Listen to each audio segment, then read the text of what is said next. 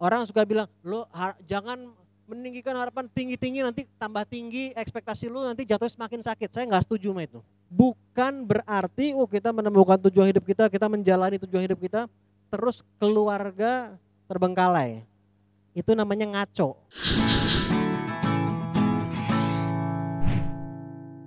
Ya, kisah up and down dalam berkarir selama ini, Mas Ali. Amat sangat banyak. Amat sangat banyak, termasuk begini. Dalam proses saya menemukan dan kemudian menjalani tujuan hidup itu pun saya tidak langsung menjalani secara full time. Saya waktu itu masih bekerja di tempat lain, di mana pekerjaan itu tidak sejalan lah dengan apa yang jadi tujuan hidup saya. Tapi saya juga punya kebutuhan finansial dong. Ya pasti.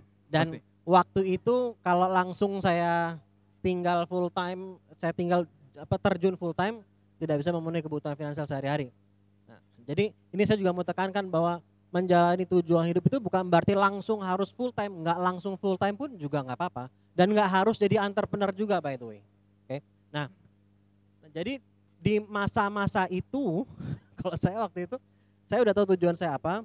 Nah, jadi saya kerja ya pagi sampai sore, dan di luar jam kerja mulai membangun apa yang mau saya jalankan full time nantinya seterusnya. Dan periode-periode itu ya tentunya butuh energi ekstra, pengorbanan ekstra, dan penghematan ekstra. Dan ketika mulai sharing ini pun mengenai life purpose ini, banyak yang datang cuma satu orang.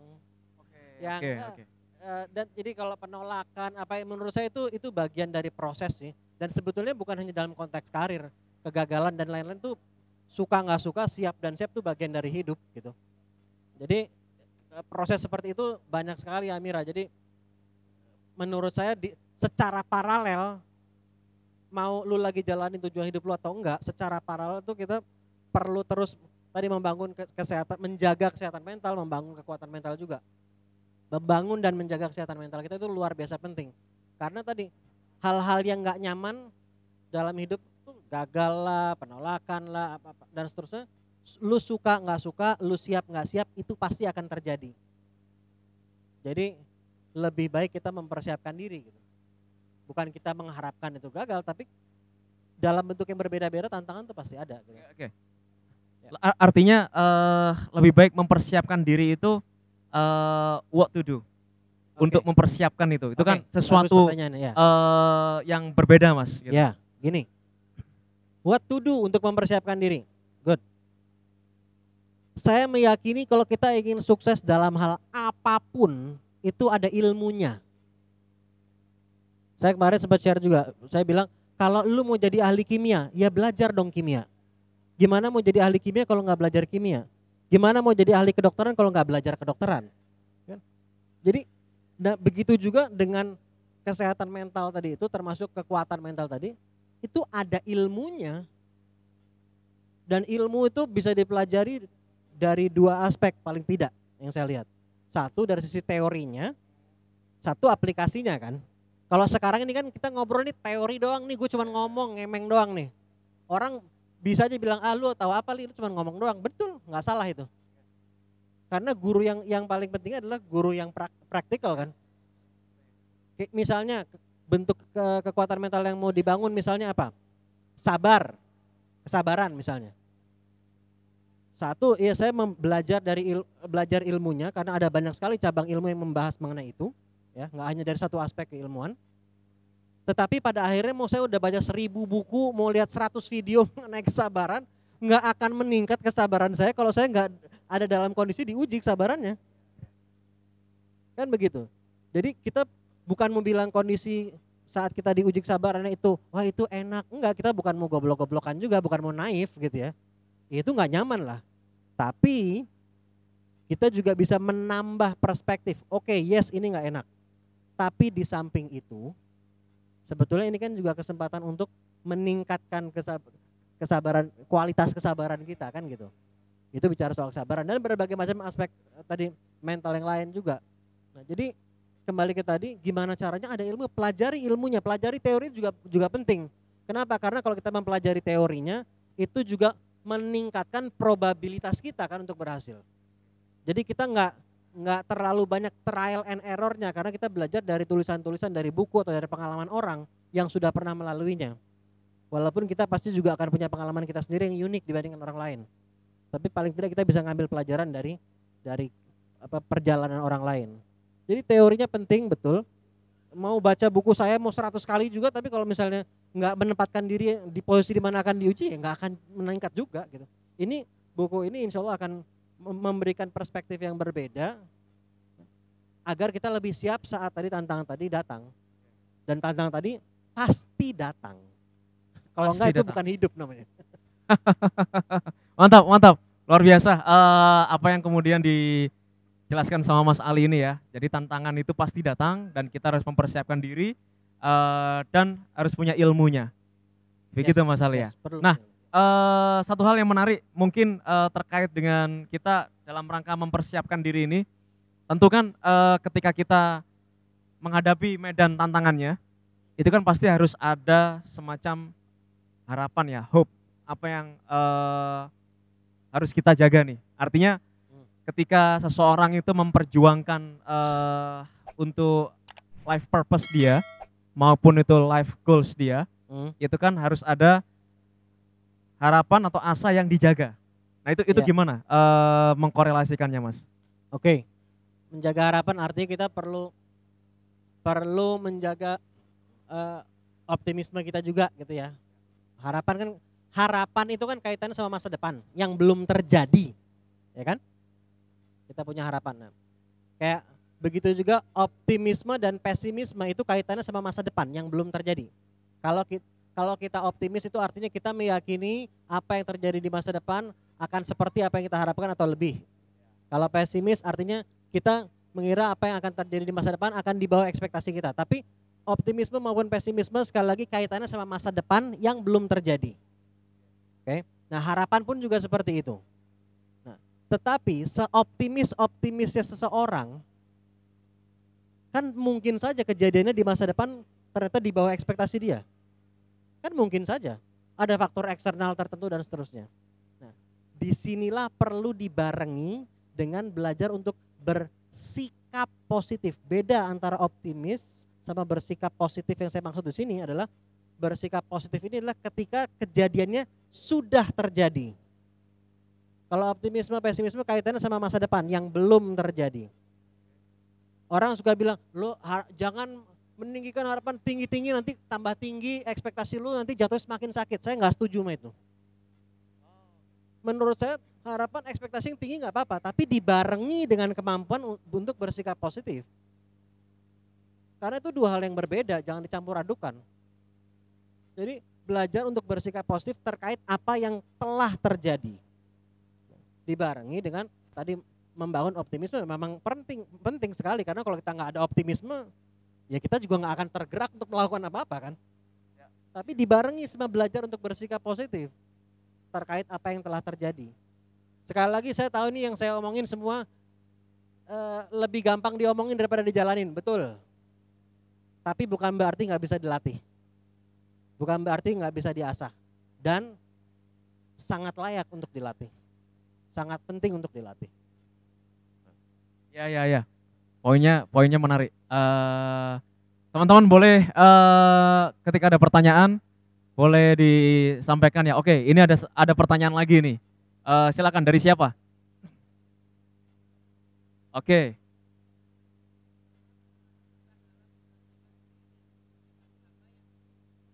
Mantap. Apa kendala terbesar dalam menyelesaikan buku ini dan motivasi terbesarnya apa? Oke. Kendala terbesarnya adalah mengatur waktu dengan kegiatan-kegiatan yang lain. Jujur itu yang terbesarnya. Jadi sejujurnya buku ini bisa terbit lebih awal gitu. Cuman karena berbagai macam faktor tadi terkait kegiatan dan juga satu lagi nih saya keinget desain isi buku. Oke, desain isi buku kenapa itu Mas? Ya karena menurut saya semakin kesini saya ingin buku ini juga secara tampilan juga sangat menarik dan ukuran fontnya juga mudah dibaca dan juga bagaimana memastikan alur dari buku itu juga enak ngalirnya masuk relate ke orang gitu ya. Lalu yang agak beda dengan buku ini adalah buku ini agak sedikit interaktif karena selain tulisan-tulisan mengenai topik ini juga ada tanya jawab yang nyata, yang real yang pernah ditanyakan kepada saya terkait masing-masing topik. Dan juga ada QR code. Ada QR code ke video-video tertentu yang berhubungan sama apa yang ada di buku itu. Jadi mencoba untuk mencari sisi kreatif lain agar membuat buku ini agak lebih inovatif itu juga salah satu tantangannya sih. Oke, Mas Edri ya. Ada nggak Mas Ali? Ada bab khusus untuk bangkit dari kegagalan Mas Ali? Ada. Ini artinya berarti Edri mungkin connect juga terkait mental health Mas. Iya. Yang tadi sempat di-mention. Ya. Saya belajar banyak dari orang-orang yang saya wawancara, dari perjalanan mereka yang menemukan dan menjalani tujuan hidup mereka. Salah satu pertanyaan yang selalu saya tanya soal kegagalan. Saya suka nanya pertanyaan itu karena ternyata dari orang ke orang punya perspektif yang cukup unik mengenai jadi view mereka mengenai failure atau kegagalan ini. Ya saya bisa aja bilang sama, tadi tanya siapa namanya, sorry? Edri. Iya. Saya bisa aja bilang kegagalan adalah kesuksesan yang tertunda. Lah. Ya semua orang juga udah sering dengar. Tapi tahu sama meyakini itu beda. Tahu di otak sama meyakini di hati itu berbeda. Berapa banyak orang yang tahu bahwa menjaga kesehatan penting, tapi nggak menjalani, ya kan? Jadi tahu di otak sama meyakini di hati itu berbeda. Nah, jadi yang saya share bagaimana adalah untuk belajar menanamkan, karena kalau sekedar tahu doang nggak cukup. Targetnya adalah untuk meyakini bahwa dia bisa bangkit. Saya kasih contoh saya sendiri aja deh daripada nggak contoh orang lain ntar salah. Saya sebagai seorang entrepreneur, saya tahu menjalani hidup sebagai entrepreneur banyak juga kegagalannya, pasti. Gak ada yang sedikit kegagalannya gitu ya. Malah saya pernah membaca satu kalimat, entrepreneur itu adalah orang yang lompat dari tebing tapi di dalam perjalanannya turun sambil membuat pesawat terbang gitu ya. Itu analogi yang ekstrim tapi saya suka. Jadi banyak kegagalan. Jadi karena saya tahu, jadi kalau kegagalan itu kan bisa dilihat sebagai tantangan atau orang melihat sebagai masalah, intinya rasanya nggak enak. Kalau kita menghadapi tantangan atau permasalahan yang kita tidak siap atau tidak memperkirakan akan terjadi, itu kan pasti akan jauh lebih sulit menghadapinya dibandingkan kalau kita sudah memperkirakan ini bakal terjadi, ada kemungkinan ini akan terjadi nih. Gitu. Bukan berarti masalahnya hilang, tapi paling tidak kita bisa menghadapinya dengan sedikit lebih siap, ya kan? Iya. Sedangkan yang namanya kegagalan itu, lu suka nggak suka kayak tadi saya bilang atau siap nggak siap, itu pasti terjadi, termasuk tadi sebagai entrepreneur tadi. Jadi saya butuh untuk punya keyakinan yang bilang dalam hati saya, bukan cuma di otak tapi di hati, lu mau gagal berkali-kali pun, kalau lu terus berusaha lebih keras dan lebih cerdas, nantinya akan semakin berhasil. Saya butuh kan punya keyakinan seperti itu, tapi dulu saya belum ada keyakinannya. Meskipun saya di otak tahu itu penting, tapi di hati belum tertanam. Jadi apa yang saya lakukan? Saya memperbanyak mengkonsumsi referensi-referensi, omongan-omongan, bacaan-bacaan yang mengingatkan saya pada hal itu. Contohnya saya waktu beli buku judulnya Shoe Dog yang nulis namanya Phil Knight, itu co-foundernya Nike. Saya beli buku itu dan baca buku itu secara sengaja dan terencana, niatnya adalah karena saya yakin ada banyak kegagalan yang dialami, yang kalau saya baca akan membuat saya berpikir, wah gila dia aja kayak gitu, gue belum ada apa-apanya gitu kan. Sengaja niatnya untuk itu. Dan nemu banyak hal memang. Bukan lagi banyak, Nike itu udah 15 tahun ternyata profitnya 0. 15 tahun berdiri profitnya 0. Ditipulah di email dan perjalanannya. Nah, jadi dari membaca itu kemudian jadi memperbanyak referensi-referensi yang membantu saya untuk menanamkan keyakinan bahwa saya akan bisa bangkit.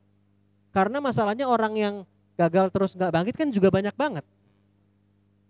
Terus yang mana yang mau saya pakai buat referensi? Ya tergantung kamu kepengennya punya keyakinan yang mana.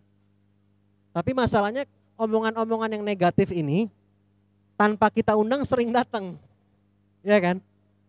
Jadi kita perlu secara lebih terencana memperbanyak yang positif ini. Jadi ya terencana sistem saya, apa yang saya follow, apa yang saya konsumsi, konten kah, video kah, orang-orang di sekitar kah. Oh tapi gimana kalau orang di sekitar kita banyak yang ngomongnya negatif? Ya udah cari di tempat lain juga. Di tempat lain tuh nggak harus secara fisik, sekarang secara online juga bisa banyak sekali. Pada akhirnya mau put effort besar atau mau cari alasan?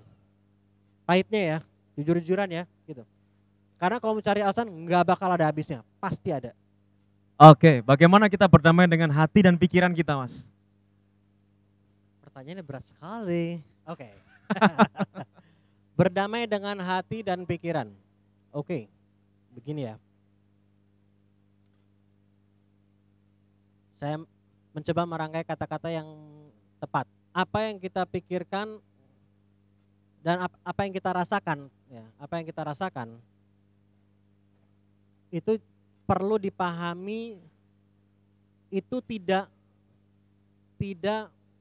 kemudian dijadikan vonis bahwa maka itulah kita. Misalnya saya kok merasa gagal ya misalnya. Saya mengalami kegagalan dan saya merasa gagal. Apakah artinya saya orang yang gagal? Beda kan?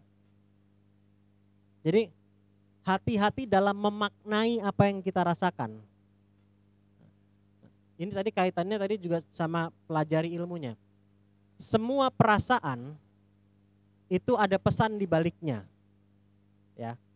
Nah, kalau kita ingin berdamai, ini jawaban versi singkat ya tentunya. Saya kasih analogi gini. Misalnya ada orang yang datang ke saya terus bilang, "Mas Ali, itu teman Mas Ali si A gitu misalnya. Dia sakit, dia masuk rumah sakit." Kawan saya misalnya. Maka setelah itu yang saya urusin siapa? Orang yang ngasih tahu ke saya atau teman saya? Temannya Mas Ali. Teman saya kan yang sakit kan. Sama orang yang ngasih tauin saya bilang apa? Terima kasih udah dikasih tauin, terus habis itu saya fokus ke orang yang sakit kan, teman saya. Saya fokusnya bukan lagi sama yang ngasih tauin. Yang ngasih tauin saya bilang terima kasih. Nah, emotion atau perasaan itu adalah yang membawa pesan. Emotion itu adalah messenger. Nah, kita seringkali fokusnya sama pembawa pesannya, bukan menindaklanjuti pesannya. Oke. Dan setiap perasaan itu punya pesan masing-masing. Contoh, rasa takut. Rasa takut itu pesannya adalah satu, ada sesuatu yang perlu kamu hindari.